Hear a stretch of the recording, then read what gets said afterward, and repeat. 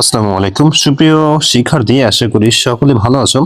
দেখো, গত পর্বে আমরা 21 নম্বর পৃষ্ঠা সমাধান করিয়েছিলাম। আজকে আমরা 22 নম্বর পৃষ্ঠা থেকে সমাধান করব।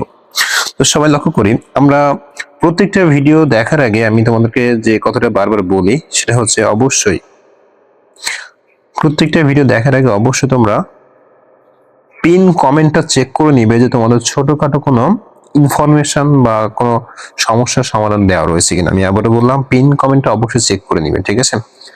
ওকে, এক কথায় কমেন্ট বক্সটা চেক করে নিবে। লক্ষ্য করে দেখো, আমাকে বলা হয়েছে নিচের সংখ্যাগুলো তুলনা করি এবং ছোট চিহ্ন আর বড় চিহ্ন এবং সমান চিহ্ন এগুলো আমাকে বসাতে বলা হয়েছে।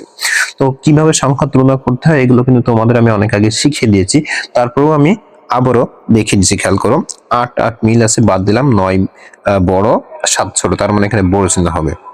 ঠিক একইভাবে যদি হিসাব করি, এখানে আছে, খেয়াল করো, 2,90,000, এখানে আছে 2,99,000, তার মানে বলতে পারি প্রথমটা আমার ছোট, তাহলে আমাকে এখানে ছোট চিহ্ন ব্যবহার করতে হবে। এখানে যদি বলি 3,03,000, এখানেও যদি আমরা বলি 3,03,000, 3,03,00,000, এখানে 3,03,30,303, এখানে 3,30,30,303, একই রকম, তার মানে এখানে সমান চিহ্ন। এবার আসি এখানে, দেখো এখানে ঠিক একইভাবে আমরা যদি লক্ষ্য করি, এখানে 11,100, এখানে 11,101, তার মানে প্রথমটা আমাদের ছোট, তার মানে আমাকে ছোট চিহ্ন ব্যবহার করতে হবে। এরপর আসি, খেয়াল করি, এখানে 6,38,000, এখানে বলা হয়েছে অনেক বড়, দেখো 12 লক্ষ, তার মানে আমাকে প্রথমটা ছোট ছোট চিহ্ন ব্যবহার করতে হবে। এবং লক্ষ্য করে দেখো, এখানে আমাদের 8,88,88,788, আর এখানেও ঠিক একইভাবে আমাকে 88 লক্ষ, এখানে 8 কোটি, এখানে জাস্ট 88 লক্ষ, তার মানে প্রথমটা বড় বড় ছিল।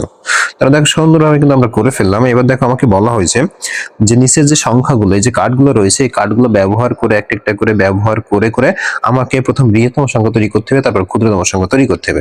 তো প্রথম বৃহত্তম সংখ্যা তৈরি করে খেয়াল করি, সব থেকে বড় কোনটা আছে, সব থেকে বড় আছে 8, তাহলে 8, এরপরে আছে 6, এরপরে আছে 5, এরপরে 3, এরপরে 2, এরপরে 0, এটা হচ্ছে আমাদের সব থেকে বৃহত্তম সংখ্যা। এবার যদি ক্ষুদ্রতম সংখ্যার কথা বলি, তাহলে কি হবে? তাহলে একটা সংখ্যা পরে আমাদের শূন্য বসাতে হবে, তারপরে বাকি যা আছে তাই এইভাবে আমাকে বসাই দিতে হবে, তাহলে কিন্তু আমাদের হয়ে গেল। এবার আসি, খেয়াল করি, বৃহত্তম বিজোড় সংখ্যা তৈরি করতে হবে। এই বিজোড় সংখ্যার ক্লাস কিন্তু গত পর্বে আমি দেখিয়ে দিয়েছিলাম, তারপর আমি আবার বলি। প্রথম বলছে বৃহত্তম বিজোড়, তার মানে আমি প্রথম সংখ্যাটাকে বৃহত্তম সাজাবো। কি সাজাবো? বৃহত্তম সাজাবো। তো বৃহত্তম প্রথমে আমি সাজাই, এটা মনে মনে আমি সাজিয়ে ফেললাম। এবার লক্ষ্য করে বলছে বৃহত্তম বিজোড়। কি বলছে? বৃহত্তম বিজোড়। মনে রাখবা, এই বিজোড় যদি বলে এবং সেটা যদি বৃহত্তম বলে, ছোট, সব থেকে ছোট যে বিজোড় সংখ্যা সেটা আমাকে মুছে ফেলতে হবে। তাহলে এখন লক্ষ্য করি, এখানে সব থেকে ছোট বিজোড় সংখ্যা হচ্ছে আমাদের 3, এটা মুছে ফেললাম। এটা জাস্ট আমি লাস্টে দিয়ে দিলে আমাদের সব থেকে যে বড়, সরি, সব থেকে যে বৃহত্তম যে বিজোড় সংখ্যা সেটা কিন্তু আমার তৈরি হয়ে গেল। ওকে, এবার বলা হচ্ছে দেখো, ক্ষুদ্রতম বিজোড় সংখ্যা তৈরি করতে। কি বলছে? ক্ষুদ্রতম বিজোড় সংখ্যা। তাহলে আগে আমাকে সংখ্যাটাকে ক্ষুদ্রতম সাজাতে হবে। তো সংখ্যাটাকে আমি ক্ষুদ্রতম সাজাই। এবার দেখো, একইভাবে যেহেতু আমাদের ক্ষুদ্রতম কথা বলছে, তার মানে বৃহত্তম বিজোড় যেটা সেটা আমাকে আইডেন্টিফাই করতে বাদ দিতে হবে। তো বৃহত্তম বিজোড় দেখো রয়েছে হচ্ছে আমাদের 5। কত রয়েছে? 5। এই 5টাকে বাদ দিয়ে আমরা কি করলাম? সর্বশেষ এখানে বসিয়ে দিলাম। তাহলে এই সংখ্যাটা আমাদের হয়ে গেল ক্ষুদ্রতম বিজোড় সংখ্যা। এবার লক্ষ্য করি সবাই, দেখো 8 দাগে বলা হয়েছে 2024 সালে আদমশুমারি অনুযায়ী কয়েকটি জেলার জনসংখ্যা তালিকা নিচে দেওয়া আছে।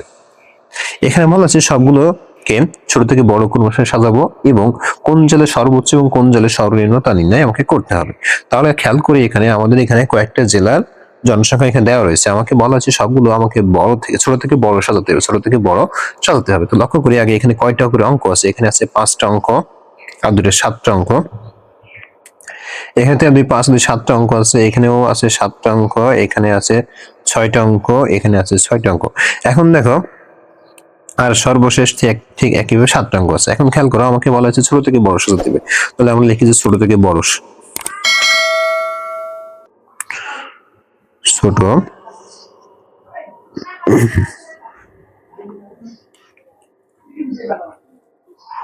থেকে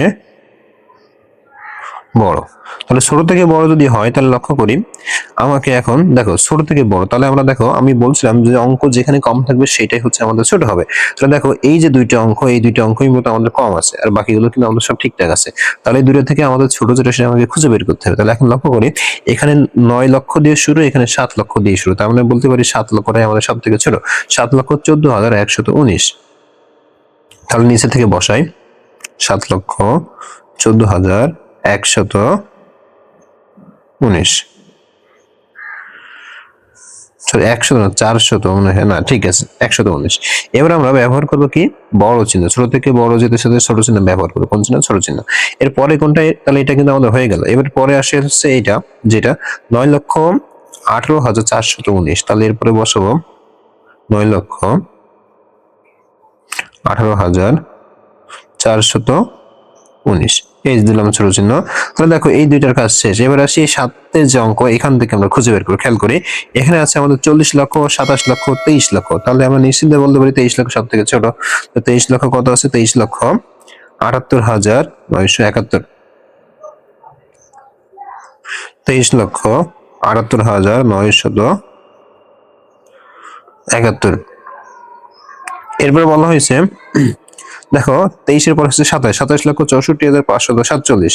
তাহলে 27,64,547। এবং খেয়াল করি সর্বশেষ যেটা আমি কিন্তু নিচে দিছি, তোমরা কিন্তু পর্যায়ক্রমে পরপর কিন্তু এই চিহ্নগুলো দিবে, ঠিক আছে? আমার জায়গার সংকটের কারণে কিন্তু আমি এটা করতেছি। এবার আসি 40,37,608।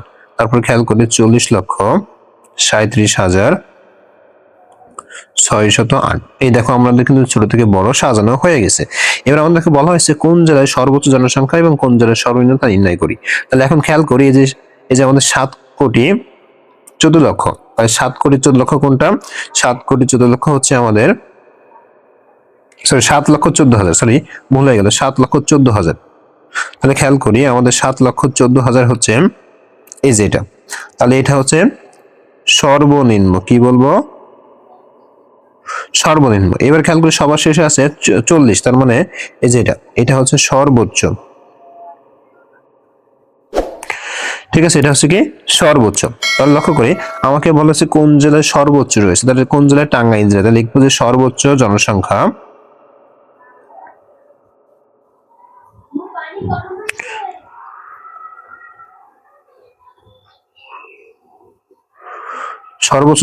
কোনটা? টাঙ্গাইল। কি লিখবো? টাঙ্গাইল। টয়াকার উম্ময় গয় আকার রস্যই ল, টাঙ্গাইল। টয়াকার উম্ময় গয় আকার রস্যই ল, টাঙ্গাইল। সমান সমান কত? 40, 37, 608, ঠিক আছে? এবার লিখবো সর্বনিম্ন জনসংখ্যা। খেয়াল করি সর্বনিম্ন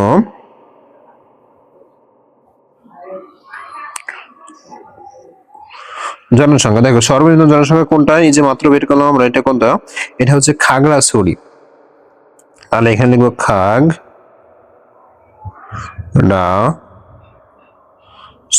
খাগড়াছড়ি। কত? লক্ষ্য করি খাগড়াছড়ি কত? খাগড়াছড়ি হচ্ছে 7,14,119। দেখো আমাদের এই যে প্রশ্ন ছিল এটার কিন্তু উত্তর আমরা করে ফেলেছি, ঠিক আছে? এবার আমরা এখানে আসি 9 নম্বর দাগে। বলা হয়েছে বিভিন্ন উৎস থেকে পত্রিকা বা অভিভাবক বা ইন্টারনেট থেকে বাংলাদেশের 8টি বিভাগে জনসংখ্যার তথ্য সংগ্রহ করে বড় থেকে ছোট ক্রমে সাজাতে হবে। তাহলে তোমাকে এগুলো সাজাতে হবে যে 8টি বিভাগের জনসংখ্যা কত আছে না আছে, ছোট থেকে বড় আমাকে সাজাতে হবে, ঠিক আছে? তো চলো আমরা এক নজর এটাও দেখে আসি। সুপ্রিয় শিক্ষার্থী দেখো 2022 এর অনুযায়ী আনুমানিক যে জনসংখ্যা সেটা আমি লিখে দিয়েছি ইন্টারনেট থেকে সংগ্রহ করে, এবং এইগুলো আমরা কি করছি এই পাশে ছোট থেকে বড় ক্রমে দেখো সাজিয়ে পর্যন্ত তোমাদের জন্য দিয়ে দিয়েছি, ঠিক আছে? এই যে তোমরা লক্ষ্য করে যে সাজিয়ে পর্যন্ত আমি দিয়ে দিয়েছি, তোমরা এটা দেখে নিবে। ওকে, আচ্ছা এবার দেখো এরপরে বলা হয়েছে নিচে প্যাটার্ন গুলো সম্পন্ন করে দেখো এখান থেকে এখানে 9 বৃদ্ধি পাইছে, এখান থেকে এখানে 9 বৃদ্ধি পাইছে, মানে প্রত্যেকবার 9 করে বৃদ্ধি পাচ্ছে। তাহলে 36 পরে 9 বৃদ্ধি করলে 45, তারপরে হচ্ছে কত? 45 আর 9 54 হয়, একটু মিস্টেক হয়েছে এখানে, 6 দেওয়া হয়ে গেছে, ঠিক আছে? 54 প্রতিবার দেখো 9 করে বৃদ্ধি পাইছে। ঠিক একইভাবে দেখো এখানে খেয়াল করি এখানে প্রতিবার 8 করে কমে যাচ্ছে, তাহলে 24 এর পরে 8 কমলে 16, তারপরে 8 কমলে 8। এরপর খেয়াল করি এখানে দেখো প্রতিবার 6 করে কমতেছে, কত করে? 6 করে। তাহলে দেখো এখানে 6 কমলে 48, তারপরে 6 কমলে 42। এরপর দেখো এখানে আমাদের পাশাপাশি কিন্তু কোনো সংখ্যা নেই, এখানে জাস্ট আমাকে তৈরি করে দেখতে হয় নিজের মতো করে। তবে ধারণা করা যাচ্ছে যে এখানে প্রতিবার 5 করে বৃদ্ধি পাবে, তাই আমি বসিয়েছি প্রথম দেখো 30, তারপরে 35, 40, এখানে এসে মিলে যাচ্ছে 45। তাই আমি প্রত্যেকবার 5 করে বৃদ্ধি করে আমি এটা সম্পূর্ণ করে দিয়েছি। এবার লক্ষ্য করি আমাকে বলা হয়েছে একটি প্যাটার্ন তৈরি করি যা শুরু হবে শূন্য দিয়ে এবং নিয়মটি হবে আগের সংখ্যার সঙ্গে 8 যোগ করে।